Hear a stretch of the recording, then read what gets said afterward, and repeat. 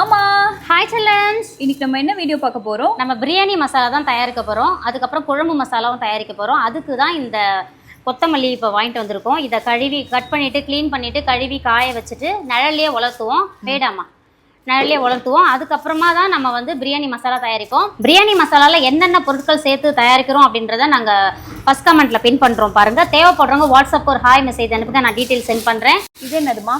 இது பார்த்தீங்கன்னா புதினா. இந்தாங்க. இது கூட நிறைய மசாலா நம்ம வந்து சேர்ப்போம். இதில் முக்கியமானது இந்த புதினாவும் கொத்தமல்லியும். இதெல்லாம் சேர்க்கும் போது தான் பிரியாணிக்கு நீங்கள் வந்து இதுலேருந்து ஒரு ஸ்பூன் அப்படி அள்ளி போட்டால் மட்டும் போதும், அந்த பிரியாணி அவ்வளோ வாசமாக இருக்கும். அதுக்காக தான் மெனக்கெட்டு எல்லாமே நம்ம பண்ணிகிட்ருக்குறோம்.